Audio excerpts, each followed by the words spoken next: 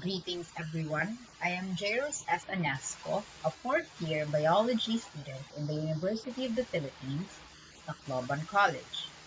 For this presentation, I will be talking about the seabirds from the family Sternidae. This presentation is divided into 5 parts. The 5 parts being Introduction, Distinguishing Group Traits, Philippine Representatives, Spatial distribution, lastly, their adaptive structures and mechanisms.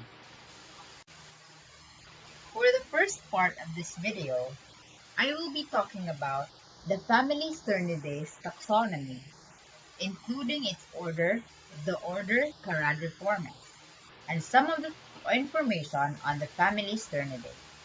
Moreover, common names and local names of the family Sternidae will also be included. The family Sternidae falls under the order Caradriformes. The order Caradriformes contains 18 families of coastal seabirds and waders. These seabirds include sandpipers, gulls, plovers, auks, and their relatives. They are found all over the world. Additionally, they form an essential avifauna of the world's inland waterways and coasts, of the Arctic regions, the oceans, and the islands. On to the focus of this video, the family Sternidae. The family Sternidae was once referred to as subfamily Sterninae under family Laridae, a family that consists of gulls. However, in 1838, Charles Lucien Bonaparte created the family Sternidae for the terns. This family we now know is divided into 12 genera.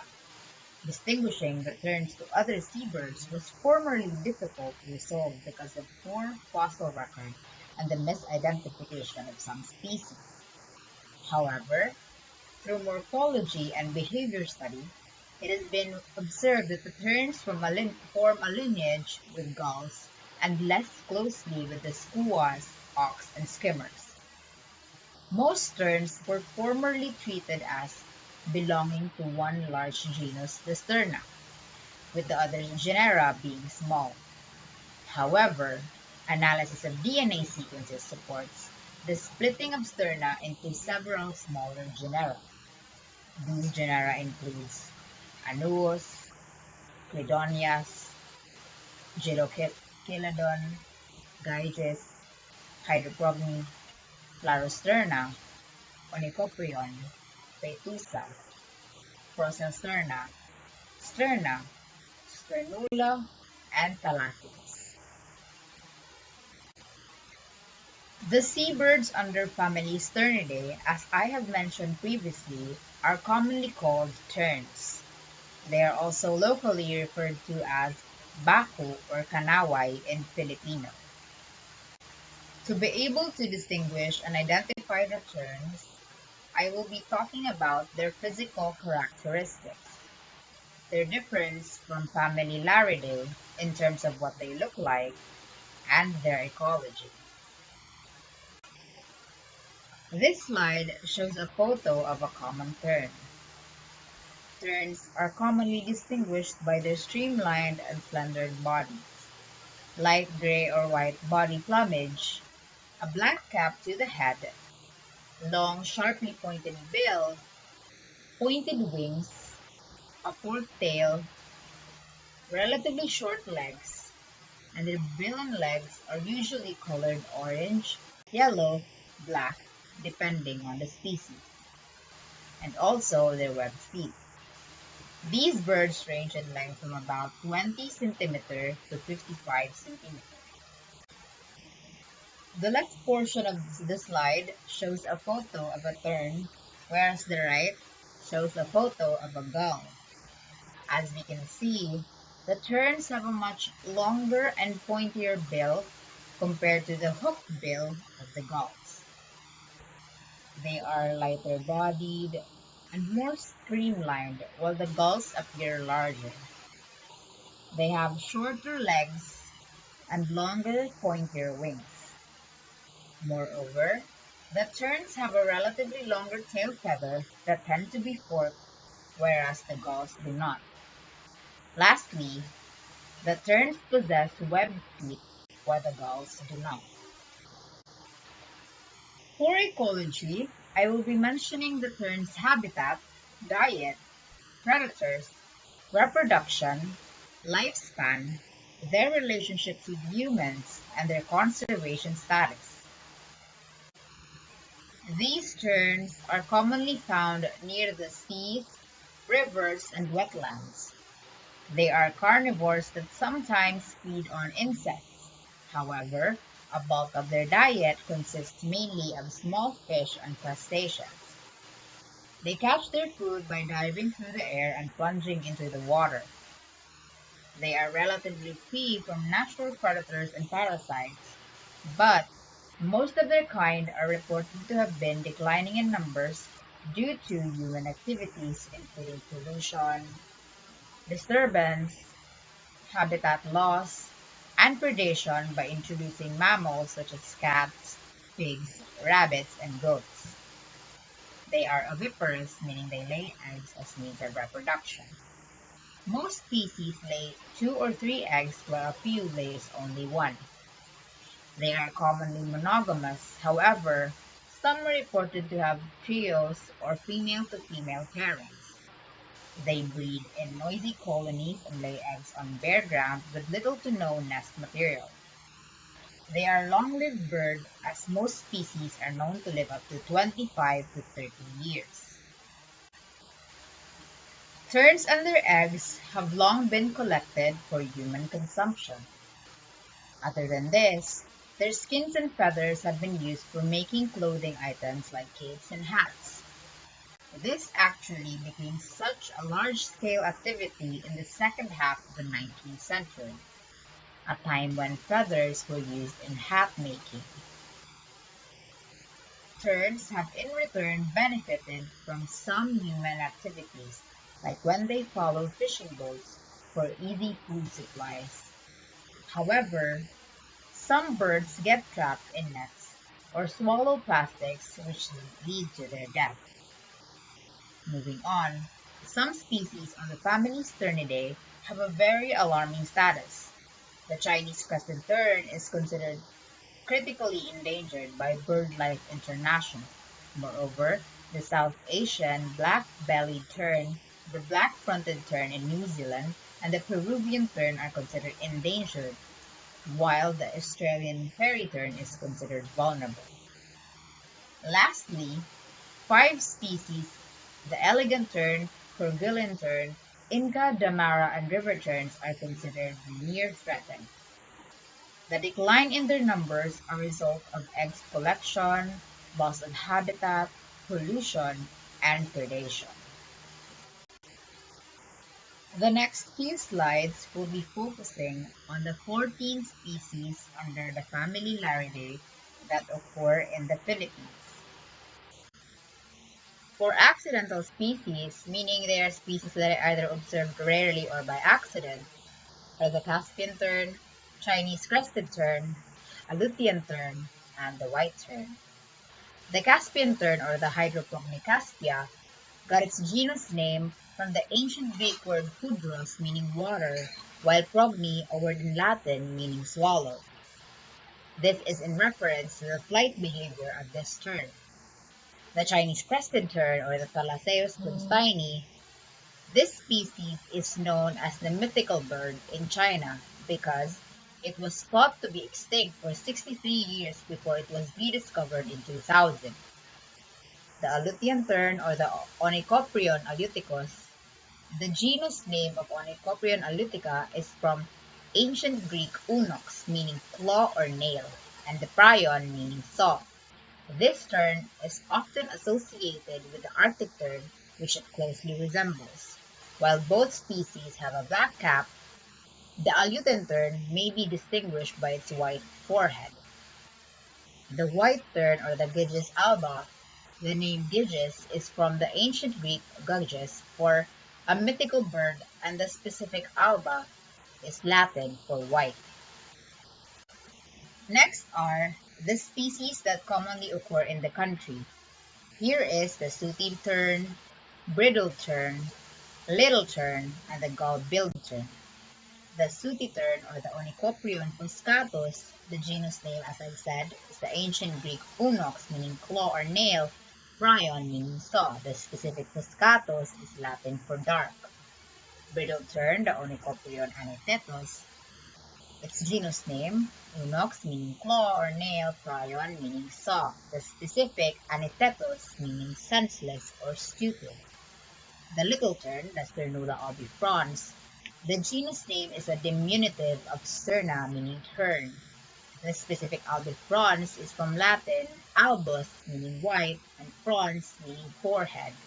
The gall-billed tern, or Gilochelidon nilutica, the genus name is from the ancient Greek gilao, to laugh, and chelidon, to swallow. The specific niluticus means the Nile. To continue, here we have the white-winged tern, the whiskered tern, the roseate tern, and the black-naped tern. The white-winged tern, or the Cledonius lecopteros, its genus name came from the ancient Greek cledonius, meaning swallow-like, or from the chelidon, meaning swallow. The whiskered tern, the Cledonius hybrida, shares the same genus with the white-winged tern. The roseate tern, or the Sterna dugali, its genus name, Sterna, is from an Old English word meaning stern or turn, and the specific dugali refers to the Scottish physician and collected by him also, Dr. Peter MacDougall. Roseate refers to the bird's pink breast and bleeding plumage. The black-naped tern, or the Sterna sumatrana, also shares the same genus as the roseate tern. Lastly, the common tern and the great crested tern. The common tern, or the Sterna hirundo, shares the same genus Sterna from the Old English word stern. The great crested tern, or the Thalassaeus bergi, the genus Thalassa is Greek for sea, and species epithet bergi commemorates Carl Heinrich Bergius, a Prussian pharmacist and botanist who collected the first specimens of great crested terns near Cape Town. Next part of the report, I will be showing you the spatial distribution of the species under the family Sternidae, where they are recorded, present, and likely to record. The image shows a computer-generated native distribution of map species under the family Sternidae from the years 1900s to 2021. As seen on this slide, these terns inhabit seacoasts and inland waters and are nearly worldwide in distribution. For adaptive structures and mechanisms, I will be talking about the physiological and anatomical adaptations as well as the behavioral adaptations of these species. When talking about physiological adaptations, we are referring to the physiological responses of a species to the changes in its micro and macro environment, whereas anatomical adaptations are physical characteristics of an organism's anatomy that aid in its survival and reproduction. Lastly, behavioral adaptations are the changes in behavior that certain species use to survive in new environments.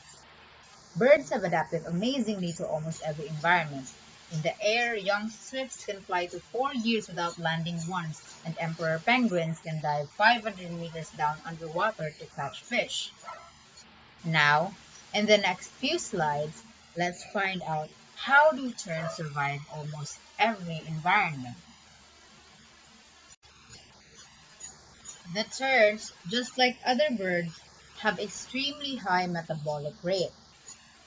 In the case of the Arctic terns, birds that are subjected to cold temperatures, they combat cold temperatures by consuming and burning food to generate heat from within. This is accomplished by consuming high-energy food that are easy and quick to digest. These food includes the fish and the oily krill that allows them to live their fast-paced life. Their feathery bodies provide them the necessary insulation for when they fly in high altitudes, and to ensure there is optimal metabolic activity. Other than this, the feathery structure on the wings are like that because they are there to act as airfoils, creating the necessary lift that allows a bird to take off and glide on air currents. Moreover, as we can see, these birds have long tails and narrow wings. Now, these structures also aid in flying as they minimize air resistance. More on flying, these birds are able to fly with ease because of their light skeletal system. Their bones are hollow, which makes them less air resistant, and their small mass enables them to save energy when flying. Next is, they possess a large four-chambered heart. The makeup of their heart helps keep their muscles highly vascularized. This also allows a highly efficient supply of oxygenated blood to all parts of the tern's body. The lungs take up 20% of their volume by mass, always staying inflated. Moreover, as seen on the picture, the avian lung is composed of many air sacs. These act as billows which keeps the lungs constantly filled with air. From their feathery structure to their lungs, these features are essential for long-distance travelers like the Arctic terns. The mammals remove excess nitrogen by converting it to a dilute solution of urea in the bladder. However, unlike the mammals, birds convert nitrogen to uric acid instead. This may require more energy, but it saves more water and weight because it is less toxic and it does not need to be diluted. Moreover, they do not have a urethra, hence they do not urinate. Always leave their body through the vent. Terns have a larger pectoral muscle.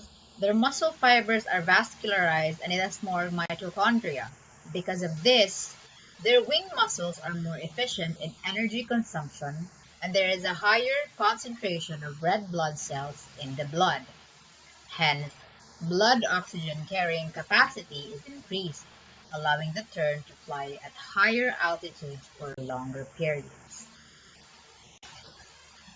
On the behavioral adaptations of these species, the terns are observed to dive towards the head of predators that approach their nests. When a possible predator or just an animal or human that happens to stumble by their nests, eggs, or youngs, these birds all dive repeatedly at them. They call out in alarm and repeatedly attack the back of the head of the intruder to give a disorienting effect and to prevent being harmed themselves. They continue to do this until the threat is sufficiently far away. Terns breed and create nests in colonies along with other birds. This increases the effectiveness of the defensive dive bombing behavior with many birds involved at the same time. Arctic terns, for example, have a specific migration pattern of flying from Arctic to Antarctic and back again yearly.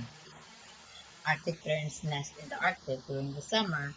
When their young are able to fly and become independent, they then fly to Antarctica where they winter during the Antarctic summer before flying back again to the Arctic to breed the following year. This is to take advantage of food abundances at the peak times of year and to avoid food shortages at other times. They nest and rear their young all around the Arctic, though mainly fly south along the Atlantic route before spreading out again once in Antarctica. These birds also have a wide repertoire of vocalizations. They have various distinctive alarms that have different meanings. Example, for the common tern, a loud kia is used to warn intruders, while a shorter kyar is given as an individual takes flight in response to a more serious threat. This silences the usually noisy colony as other birds try and assess the danger. Here are the references that were used to make this video. Thank you for taking the time to learn about the family Sternidae with me. I wish everyone safety and sanity. Have a good day.